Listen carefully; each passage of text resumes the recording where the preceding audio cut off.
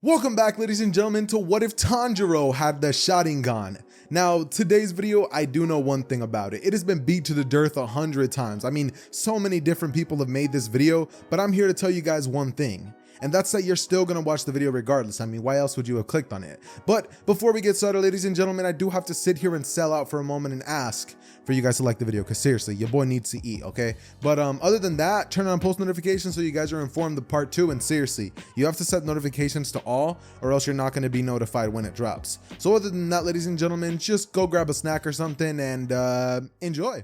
Hey Ross, sauce it up.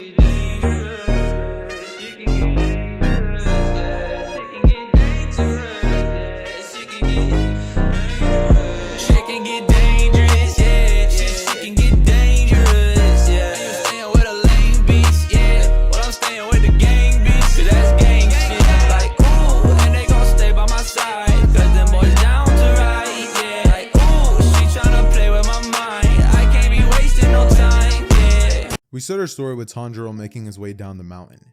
His family had pretty much just done the stereotypical anime stuff and pretty much prepared their own deathbeds. Tanjiro makes his way down. The very next day, Tanjiro makes his way back up and boom! He realizes his entire family got massacred. I mean, it's bad. But anyways, Naruto gains one thing out of it. And honestly, I have a question for you guys. Would you sacrifice your entire family to get the Sharingan or not? Because think about it. Not only do you get the Sharingan, but if you work hard enough, you can get them on. Oh wait, you're gonna go blind. Okay, let's say we take off that restriction. Would you do it? Answer down below in the comments. You gotta let me know ASAP. I ain't gonna lie to y'all. Literally, as soon as I finished asking you guys that question, my dad ended up calling me, asking me to book him a ticket for Disneyland. My family's on a trip right now, but that's not important. Point is, ladies and gentlemen, Tanjiro would pretty much discover one thing about himself, and that would be that he has access to a newly found vision. Now, all of his vision would be red, and Tanjiro can see up to the most minuscule little details on his family's faces, which are like bleeding and like dead and like rotting away. So it's not exactly the best moment for him to unlock his Sharingan, but if Sasuke was able to unlock his Sharingan in the moment that his family was massacred, then I see no real reason why Tanjiro wouldn't be able to unlock it now. Now, a common misconception that people have about that is that Sasuke unlocks it during Haku. No, he just reawakens it then. He really unlocks it during the battle with, not the battle, but when the massacre happened. That's really when Sasuke ended up unlocking it. It was just locked away for a very, very, very, very long time. Continuing on forward with the story, what would pretty much end up going down after this is that Tanjiro would be desperate, and he realizes that one member of his family is actually still alive. This member would actually be Nezuko. Now, Tanjiro, realizing that Nezuko's still alive, would in a hurry grab her and make his way down the mountain just like in canon. Now, he would still slip, and he and Nezuko would get into a tussle, and Nezuko's tears would begin falling on his face. Suddenly, in a blinding light, like freaking Giyu would come in out of nowhere and be about to straight decapitate her head from her body. But it's at this moment that Tanjiro would flip the script, and using his active Sharingan would see this all happen. Now, his body's unable to react because he's not fast enough, but he gets on top of Nezuko and immediately protects her, just like in canon, with more precision this time. And this time he's actually able to cover her and not let Giyu grab her from him, you know what I mean? So when Giyu realizes that this kid was able to see him coming, he's shocked. And Tanjiro, from here, would proceed to just look over towards Giyu, and Nezuko would get behind him and would be like about to attack Tanjiro, but she calms down. And Giyu, realizing this, would question what in the world these two kids are. He would tell Tanjiro, "Get away! Kid, do you have any idea what that thing behind you is? It's a demon. Now let me finish it." Thinking to himself that if he had gone here just a second sooner, maybe things could have gone differently. But Tanjiro would immediately nod his head no, saying that there's no way he's gonna let his sister die, and that he's not gonna be taking her away from him. And Giyu would look down as he sighs and would pretty much blitz at Tanjiro. Tanjiro reading his movements, and Giyu, realizing this, would ask Tanjiro for his name and all that stuff, and mid-conversation, Tanjiro would then end up telling Giyu that you know, he just wants to save his sister, you know, please don't kill her, she's all I have left. And Giyu would look at him and say that he can't protect her. What is he gonna do when she tries to attack him? Or if another demon tries to attack him? And he's testing Tanjiro just like in the original. Tanjiro runs behind the trees and he would throw the axe just like in canon, shocking Giyu and leading Giyu to decide that Tanjiro might just be worthy of the training of Urokodaki, right? I think that's his name, the old guy with the mask, right? So yeah, he pretty much ends up sending Tanjiro there with Nezuko, and Tanjiro would make his way up the mountain, finding himself a little bamboo basket to throw Nezuko inside of, and ultimately once he would end up meeting the old man, beforehand, we would end up having a really strange demon encounter, because this time around, Tanjiro still, even though, you know, I think we're kind of overpowering the Sharingan if you guys think that, hey, he has the Sharingan, things are gonna change here, because not really. See, Tanjiro has the Sharingan and he can perceive these things, but just imagine somebody shoots at you with a gun. Like, imagine you're watching the bullet come at you in slow motion, your body still can't react to it. And that's the thing with Tanjiro. So the encounter between the demon, Tanjiro is just a bit more aware of the situation and would be able to dodge the demon's attack slightly easier. However, his body just can't keep up with what he wants to do. So unfortunately, the encounter would still go down just like in the original. And when he meets Urokodaki, I don't know, whatever the teacher's name is, the old guy, he ends up pretty much just deciding that he needs to like learn how to control this ability. So now Tanjiro not only has the cool ability of being able to smell things like he does, but now also he can see things clearly. So Tanjiro, even though he's going to have that line, the thread that tells him when to cut, he's also, because of the fact that he has the Sharingan, is going to be having access to the ability to like realize and see clearly when he needs to strike and the slightest twitches in his opponent's movements to help him combat against demons and stuff like that. Now, this will definitely help him when it comes to the traps and stuff when he's going down the mountain during his first training session. So going down the mountain, I will say, is the first place where things seem a lot easier for Tanjiro. Tanjiro doesn't struggle as much, but at the end of all this, Tanjiro is beat because he just had to activate his Sharingan, and right now he currently sucks at using it. He has a 1 Tomoe in one eye and a 2 Tomoe in the other.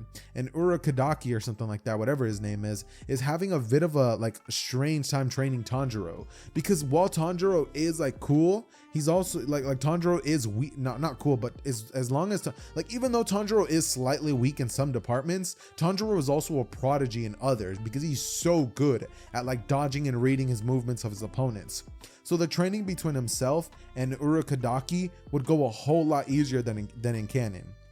Not to mention that when Tanjiro would first end up encountering the little like the twins, like Sabito and that other girl that was with Tanjiro during like his training, where he like imagined seeing them, what would pretty much end up happening during that session would be that at first Tanjiro would see them, and then one day he activates his Sharingan and realizes that they're not like physically there, and Tanjiro would question them on that, and they ultimately end up revealing to him this time, instead of him like never finding out, that Sabito and that girl were never real. Like they were real, but they're like spirits, you know what I mean? So instead, Tanjiro this time around would tell Urokodaki about that, and what we would pretty much end up getting down to is Tanjiro finding himself in the presence of final selection. Tanjiro would be in the presence of all these demons, and Tanjiro, looking up towards the mountain, would just think to himself that it's now or never. So many months and 2 entire years of training led Tanjiro to actually gaining a full control over his Sharingan, 3 Tomoe in each eye respectively, and Tanjiro is an absolute prodigy, like sword master. Y'all know that thing that like the demon slayers have where it's like the transparent world? Yeah, Tanjiro basically has access to that way earlier on than in canon, due to the fact that he has the ability of something like a Sharingan. Like a Sharingan slightly increases your stats just a bit, and your perception is just so broken. Like, and not to mention, I haven't even told y'all about the one thing that the Sharingan also gives you access to: Genjutsu. Tanjiro can place these demons under Genjutsu. Think about how broken that is. This demon is thinking that it's attacking Tanjiro, but really it's fighting thin air. That's the most broken ability that Tanjiro currently has access to: Genjutsu. Now, is Tanjiro going to be having access to chakra, like in the sense of like fire style, lightning style? No, he's not. But he does have access to Genjutsu and enhanced perception, so that's a plus. Plus later, he's also going to be having access to abilities such as the Mangekyo, but I don't know when I'm gonna add that, but I probably will towards the end, like towards like the battle with Muzan, just to like really have Tanjiro really like crush that boy under his feet, you know what I mean? But regardless, continuing forward with the story, I was about to say Naruto, no, but Tanjiro making his way through the forest would pretty much just go in there and pretty much just like destroy each and every single demon that he encounters along his way. I mean, Tanjiro would quite literally destroy them like I do my meals. Speaking of meals, your boy is craving some McDonald's so bad right now. I don't even think y'all understand how much I'm craving McDonald's right now. Like, it's terrifying. Like, I just got back from the gym and I know I shouldn't eat it, but I'm probably gonna go eat it. But that's not the point.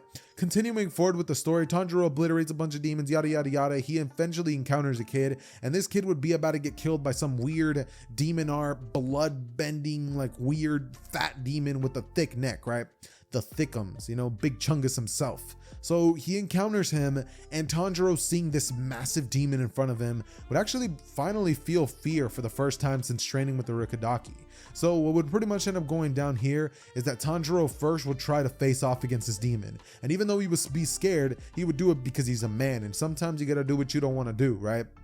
Like, for example, I didn't feel like recording this video at all, but I'm still doing it. So continuing forward, Tanjiro would slash at one of the demon's arms and realizes that the demon is like, he seems just as weak to Tanjiro as all the other weak ones. So you know what Tanjiro would do?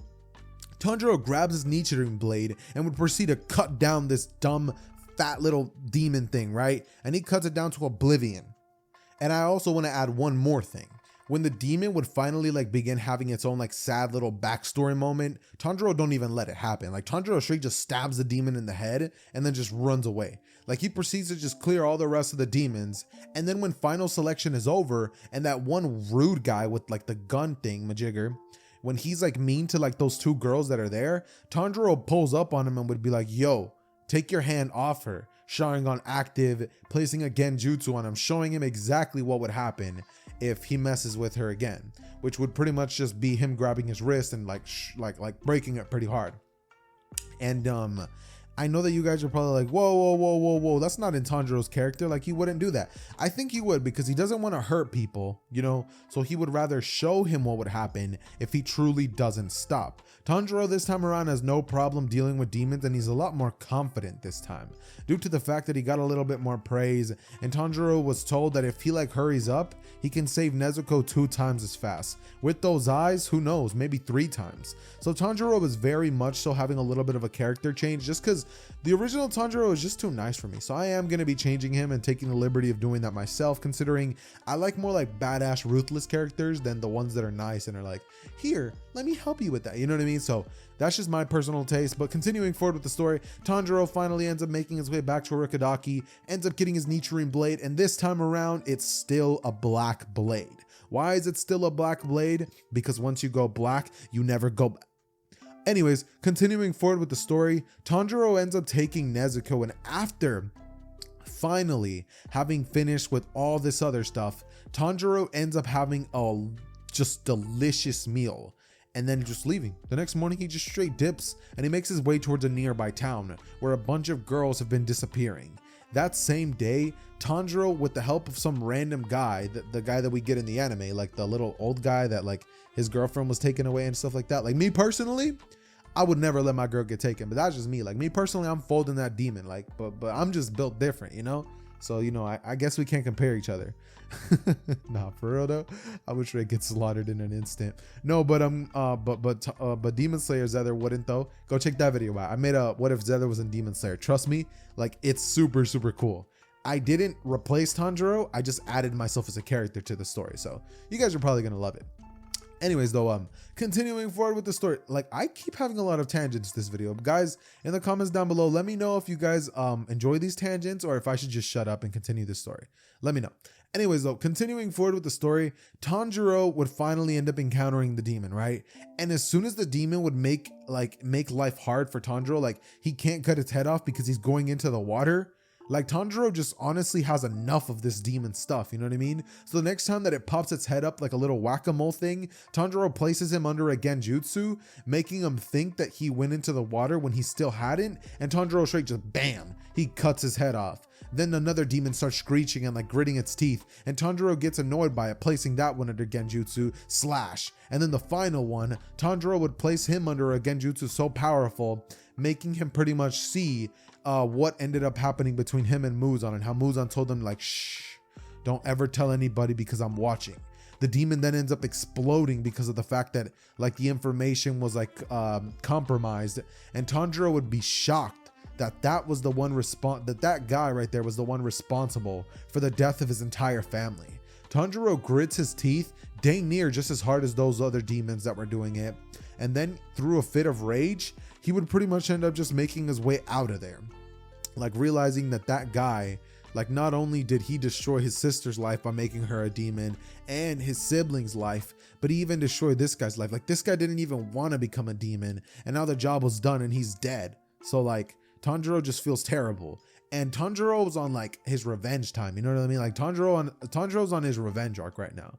So he makes his way towards another house because his crow told him to, and he would make his way there. Along the path, Tanjiro ends up running into Zenitsu, one of the people he noticed during final selection. And once he sees him, Zenitsu would like begin like falling down at Tanjiro's knees, being like, dude, please tell this girl to marry me. And Tanjiro straight kicks him away and would be like, yo, chill out, like leave this girl alone, bro. Like you have charisma, you know what I mean? And Zenitsu would be like, what's that? Tanjiro would just be like, never mind. And then like he would turn to Yaw, he would break the fourth wall and be like, this man has the craziest riz. But no, continuing forward, they finally make their way towards the house, and once they're there, just like in the original, Tanjiro would make his way through that house, defeat one random demon, before then finally finding himself face to face with a demon that can like change the room and stuff like that. Zenitsu, just like in canon, would absolutely obliterate his own demon that he faces off using thunder breathing first form, clap, I don't know, whatever his first form is called, right? And then Tanjiro, using his newfound Sharingan abilities, would be able to just pretty much blitz in there. And even though this demon was like turning the room all over the place, Tanjiro still, even though he wasn't stepping on the pages, because Tanjiro, I think that part in the anime was a nice little added bonus. So I'm going to keep that the same and just say that Tanjiro like would be able to avoid the switching of rooms and would get comfortable to it much faster due to the fact that he has a Sharingan, and every time that he looks at the demon, he can see like the slightest twitch in its muscle telling him that he's about to switch the room. So Tanjiro would be able to move around through the room a lot easier, ultimately blitzing him and bang straight shling, like just cutting the demon's head clean off of its shoulders. The demon would be in just a moment of desperation, as from here he would have his final seconds on Earth and would realize that Tanjiro was just a good person. After this, Tanjiro would make his way outside only to see Zenitsu currently getting beat down by Zenitsu. And Tanjiro would ask him what in the world he thinks he's doing. And Tanjiro and Inosuke would be like, hey, you're the guy with the demon in the box, aren't you? And from here, you know, Tanjiro would look at him and straight bam, headshot to the head with his own head, you know what I mean? Inosuke passes out, and then Zenitsu could finally ask Tanjiro what he's been waiting for this whole time. Tanjiro, why are you traveling with the demon?